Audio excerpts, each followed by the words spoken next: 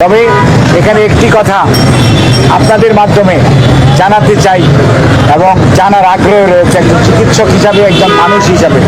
সেটি হচ্ছে খালেদা জিয়া যেই দিন অসুস্থ হয়েছিলেন রাত্রিবেলায়, অর্থাৎ শুক্রবার দিবাগত রাত্র 2টা 8 সময় আমি পার্শ্ববর্তী হাসপাতালে টেলিফোন করেছিলাম একটি অ্যাম্বুলেন্স দিয়ে আমাদেরকে একটু সাহায্য করার জন্য, ওনাকে ট্রান্সফার করার জন্য। অত্যন্ত পরিতাপের বিষয়, হাসপাতালের নাকি নিয়ম হচ্ছে তাদের হাসপাতালে ভর্তি হলেই রোগীকে তারা অ্যাম্বুলেন্স সার্ভিস দিবে। এটি অ্যাম্বুলেন্স বা জরুরি চিকিৎসার কোনো নিয়ম হতে পারে?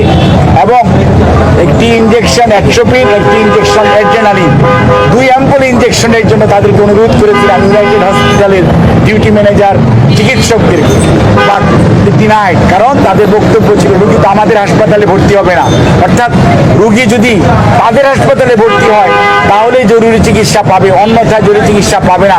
এটি জাতির জন্য দুর্ভাগ্যজনক।